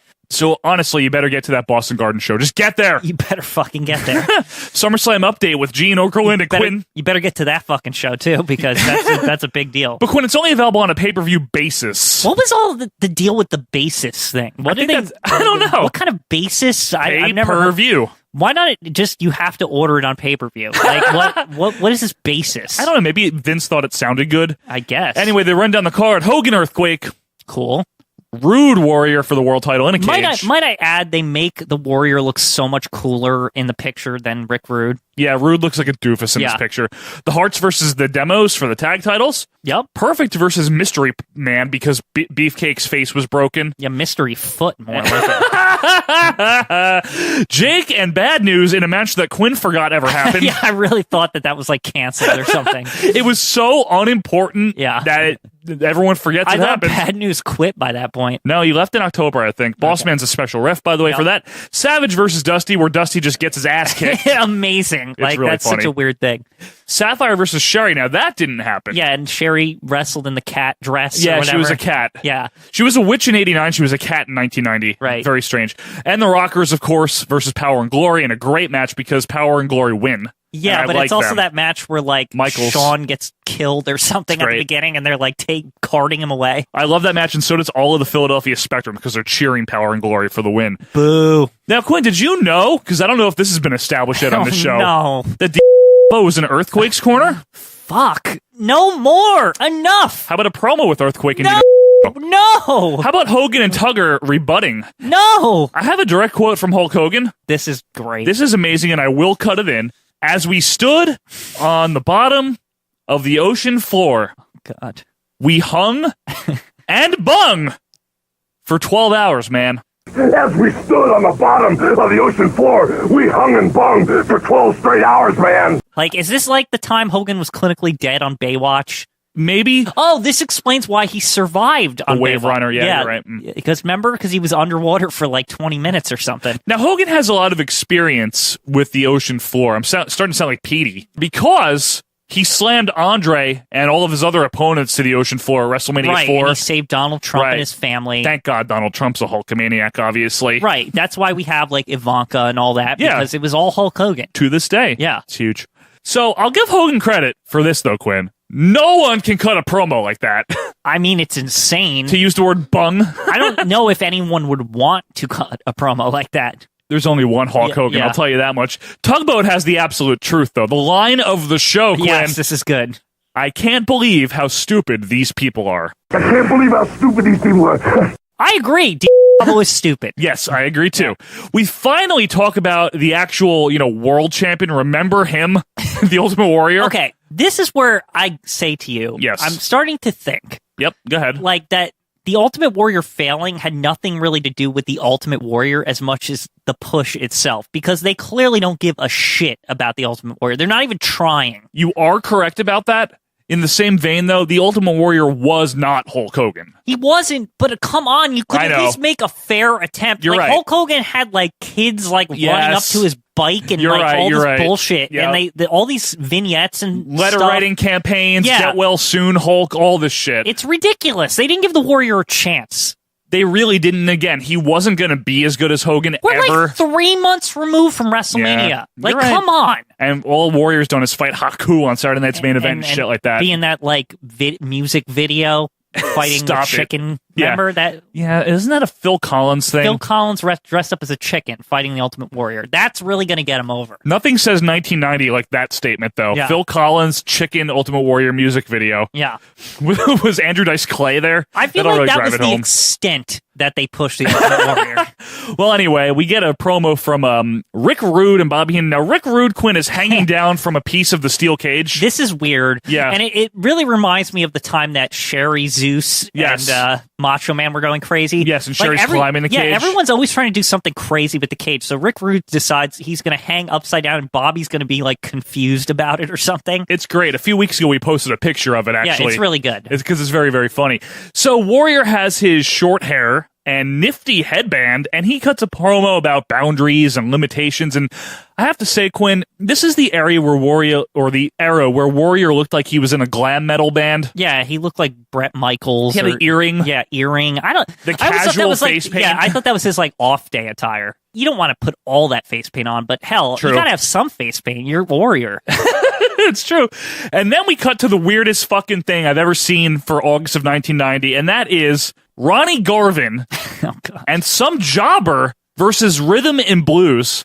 Whoever wanted to see this? This is like a Coliseum video fan request where you're like, what? And not only that, we're joined in progress. Thankfully. We have Lord Hayes and Mooney. This must be like a primetime rip or an All-American exclusive. What's this Eurosport on the top corner? I don't know. This show got cobbled together. Yeah. Rhythm and Blues, though, Quinn, was shit, you said? Oh, they sucked. I mean, this was, first of all, this is what dragged Greg Valentine down to the depths.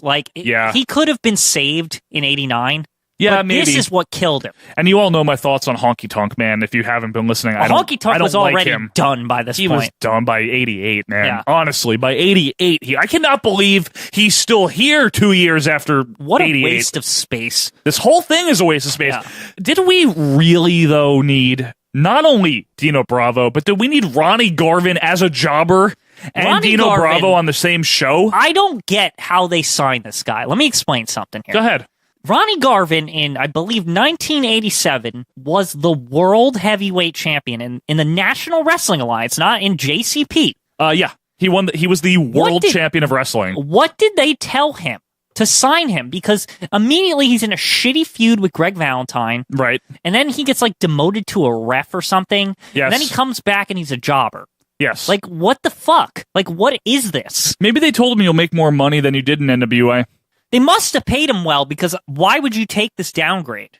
You know, I actually have no idea what they told him to hire. Maybe he was just done with Crockett and NWA and wanted to move on. What did you say? It was 43 or something? Maybe he was just probably 45. Maybe he was just looking to cushion his retirement fund or something. It's possible. So you said to me, this sucks. Why did they think this was a good idea? I guess because Greg Valentine and Garvin were going to see each other. Yeah, for old time's sake. Yeah, they start fighting. This was bizarre, Quinn. The jobber got the hot tag. Yeah, not very, Garvin. Very weird. It's essentially he makes a hot tag to sacrifice the jobber so Garvin doesn't get pinned. Right, exactly. Yeah. What did we wander into? I can't even explain how long this match feels. It's so long. And then Rhythm and Blues do get the win after some garbage finisher. Even Jimmy Hart's not excited. Nobody's excited. Honky's singing hunka hunka honky love into the mic. Valentine's pretending to play guitar as they leave. And you said this is the dumbest thing they've ever done. It's stupid. Ronnie Garvin and Anderson. And now they're going to be subjected, besides having to take the loss. Now, back to Ian Mooney and Tugboat talking about who else but Hulk Hogan. Now, if you noticed, Ian mentioned Hunka Hunka Love, he talked about it like he was talking about it at WrestleMania 6, right afterwards. But it's Ian, so it's not Sean. Good it's point. not Sean, who's the biggest Mary Richards fan in the world. She'll always be Mary Richards to me. Yeah. Now, Quinn, you had a very, very important question for me here about Tugboat. Let me ask this question. What adult human being carries along a puffy doll of Hulk Hogan and, clutches it for an hour. I think that about says it all. Now, we've talked about Hogan cronies, right? Mm-hmm. Your Nasty Boys. Yeah. Your Jim Duggins. Yes. Your Brutus Beefcakes. Right. Or But Burtis Beefcake. Burtis Beefcake. Yeah. In terms of on-screen cronyism, though, Tugboat might take the cake or eat the cake. I'm not sure which one. I don't know. Brian Knobs is like the pretty bad. ultra crony, but You're right. And Honky's a pretty big crony, too. He is. Yeah. Ugh. Yeah. Get a weird feeling with that. Anyway. You know what? This show is full of Hogan cronies. cronies. Like Honky Tonk. Bravo. Just get out of here. Yeah, enough. Brother Lev's show from Superstars with LOD. He calls them imposters. And Quinn, you said you... Yeah, I have a question for you. Do you think Conrad Thompson was like peeking through the curtain? It's like his meal ticket, Bruce Pritchard doing the interview.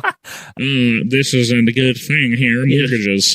So anyway, LOD comes out with like their beta prototype music. Weird. It sounds like Iron Man, which was their NWA music. Oh yeah, Jesse, take a look at Animal and Hawk. Standing ovation for the Legion of Doom. Where are they? Animal yells, this blows. Hawk doesn't even say well. Yeah, that was disappointing. And what did Demolition ever do to these guys? Like, what the fuck? Like, I've had enough of them, and they've been here for 5 minutes. Like, they're really new. I know, you're right. And, like, they're picking a fight with Demolition didn't say anything to these people. You're right. They come in and they're like, fuck you, Demolition, we're going to kill you. But nothing they say matters. Then this match ends. Then, of course, we have to see Demolition versus some jobbers. But, of course, it is the Smash and Crush version. And, of course, Quinn, you had a great question about Axe and his shellfish allergy or whatever this is supposed to be. Nothing appears to be wrong with him. Like, ever. He just looks like Axe. Like, literally... They always say, like, shellfish allergy. He was there the whole time. He was on the verge of death. He looks the same. He didn't lose any weight. He's fine. He's just Axe. I think it's just a dispute between him and Vince. It is, right? That's all it is. I think so. Shellfish allergy, my ass. So this... Got sick for a night, probably. That's about it. Probably. Yeah. This was also from Challenge. As always, Crush sucks. Yes. We get an insert promo with LOD, and somehow they managed to piss off Gorilla. Yes. So, like, immediately, they kind of mouth off to Gorilla when he throws to them. And Gorilla's like, what do you mean you can hear us? Yeah. Gentlemen, what? We hear you. What do you mean, what? We hear you. You know, 3-2 odds is not too good. These guys act like they own the place. I know. They're saying they're just fuck them. Like Joe, like why did they come here and they act like nobody should like respect Demolition and that they're the only people worthy of praise. Fuck them. That they're the originals. I don't remember them here in like 1987 or 86 or whenever the hell Demolition started. And WWF is wrestling, damn it. And Demolition, they did all the fucking work. Like, they had a Garbo gimmick coming in. Like, nobody gave a shit about them. That's true. They built it all the way up to basically be better than LOD. Preach, brother. That's right. And then this Crush fella comes in. Crust. His entire career, his name, is based off being in Demolition for like half a year, and he sucks. He sucks. He should have lost the Crush name. They should have just called him Brian and just like... He should have not been allowed to use the name. In the meantime, here, Demolition gets the win. Gorilla also gets mad that the demo's three-peated, which is funny because he was all happy about it at WrestleMania 6. He was the guy bringing it up, and Jesse was upset about the three-peat. Right.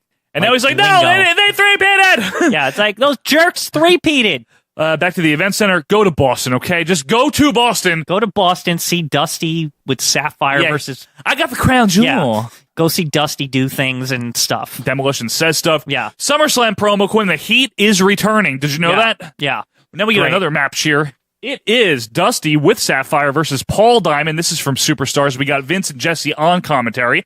Yeah. Mark Eaton is the ref. The toe licker himself, Mel Phillips, is the ring announcer. There's a stunt granny dressed like Dusty dancing at ringside. Paul Diamond taunts Sapphire. Sapphire has a big diamond necklace, ironically, and Sherry does an insert promo with her purple dress and wonders how anyone could spend money on Sapphire. Okay, there's so much to dissect here. First of all, the Paul Diamond. Yes. Amazing. Like, how is he I love that he's there. You know, Vince and Jesse, great. Always. Mark Eaton as the ref. It's just always funny. Why? Because he's a Why timekeeper. was this always a thing? I don't know. Like, why do we keep running into this? Who was keeping time when he was reffing? I want to know. It's amazing that there is a stunt granny. Because she was there. We know why she's there. Oh, yeah. And also that We she's know a the big secrets. Dusty fan. She loves Dusty. Well, who doesn't? Yes. Now, the sapphire with the necklace. Yes. Let's get into this. Go ahead. So, this we had thought was more subtle.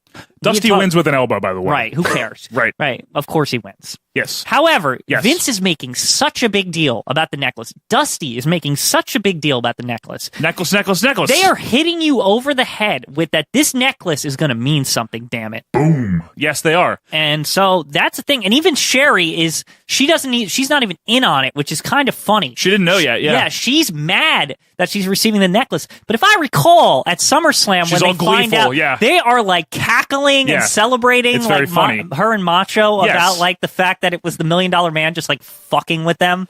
Like, and by the way, I still love to I this love it day too. that that $1 Million Man, he has no pre-existing feud with Dusty Rhodes other than he's an asshole and he thinks it would be funny to like screw with him and Sapphire. It's really right up DiBiase's alley as Yeah. far as a character. Like, Yeah. oh, you're poor, I'm rich, I'm going to fuck with you. Yeah. He didn't want Sapphire. No. And my favorite thing is that when Sapphire did get revealed with DiBiase, as you always said, she like showed her coat. She's like sashayed, shuffling around. and that's like, it. Yeah, and then she just like off into the sunset, cut a couple promos that were played for months and Yeah. just never came back. And that was it. You never Yeah. saw her again. But we go to the event center again, and what I have to tell you about it is getting the fuck in your car and go to Boston on August 18th. It's so important. It's very important. Boris Zukov gives a very useless promo. Yep. The Harts and Duggan give a promo where Brett calls him the official third member of the Hart I've Foundation. never heard of this ever. I don't like this I would at think it would all. be Danny Spivey or something like Yeah, that. But My dad will listen to Danny. We've got a little surprise for you guys. Yeah, it's a big surprise. It's Hacksaw Jim Duggan, the official third member of the Hart Foundation. We get a triple ho to end it by all three of them, and then Ian and Tugboat talk about, what do you think, Quinn? Hulk Hogan. What Yeah, do you again. Of course. Enough. Next week, we're going to see Demolition 3. What happened to Demolition 2? I thought we went from 1 to 2 here. What's going on? I don't know. And Jimmy Hart's going to be the co-host. Thank God. That's a lot better than Tugboat.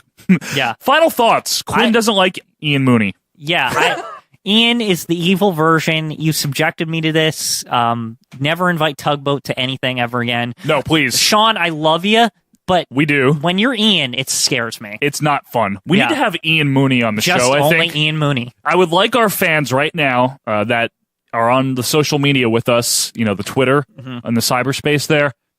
Get on the Twitter and tell Sean Mooney that that his brother needs to make an appearance with OVP. Right. Now, I've told him. He knows, but I want... It might happen. I want to one get a day. little grassroots Could you here, imagine if we were the first ever podcast to have Ian Mooney, not Sean Mooney, Ian Mooney? I think we should do that. So in character, tell Sean to find his brother and get him on the OVP podcast. Yeah. Tell him to take just a brief hiatus from talking to Duggan about whatever the hell, and come on our show again. We had a lot of Duggan in this. A lot of Duggan. Quinn, this wasn't good. No, it wasn't. And it's a shame, too, because it's during one of the better times for WWF. I like this time period. You do. I do. Most don't. It's focusing on all the wrong things. Like This show, you mean? Too much Too much Hogan. Yeah. Like, shit. If you didn't know the Warrior was champion, honestly, you could pass him by in this show and have no idea. There's a promo in this that we didn't mention where we did mention the promo, but we didn't mention that Hulk Hogan looks like he's wearing a belt. Oh, yeah. And you could reasonably think in your brain, if you've watched the show, like that he's the world champion. The reason for that is like the way the camera angle was in this promo, you can see like the top of his weightlifting belt, right? But only the top, so it realistically looked like he's wearing the world title, right? I wonder if that was on purpose. I bet you it was. I wouldn't put it past Hogan. Overall, this is a very poor snapshot of this period of time. It's a very poor spotlight of this time. Quinn with the win there, so I don't think I would ever want to watch a Spotlight again, honestly. I mean, there's probably more fun episodes, but Are this there? one sucked. Are there more fun ones? Maybe though, in is the what I early wanna days know. where they thought this would be a show. I don't know, but you know what is a show, Quinn? This is a show, and folks, we thank you so much for being with us for 52 episodes. You know, Quinn. Yes. By next week, it will have been a year and a few days since we started this wonderful podcast. Unbelievable. And folks, we could not have done it without you. We thank you so much for your support over the last year. Thank you for continuing to give us suggestions for anything you want us to talk about, for reaching us on the social media. Please join our Facebook group if you haven't yet. Leave us a review on iTunes. And you know what? Don't forget to recommend a friend. You could win a free shirt and an appearance on the show. Yes. Be a great time. It will be a fun-ass time. Fun-ass time. So, folks, until next week, have a great rest of your day. Have a great rest of your week. We will see you on Monday, October 16th for episode number 53. See ya. Look at that necklace around Sapphire's neck. Did you see that? Wow. Check out that necklace. I gotta find out who's sending her that stuff. Well, you know that Rhodes didn't buy that for her. I mean, who would waste that kind of money on her? Well, that's a gorgeous looking necklace there, McMahon. There's a lot of diamonds in that. Why would anyone send expensive gifts to Sapphire? Maybe get a little better look at that necklace, Jeff. The only problem with looking at the necklace is you gotta look at what's wearing it. Sapphire getting down. That's a pretty necklace, I can tell you that.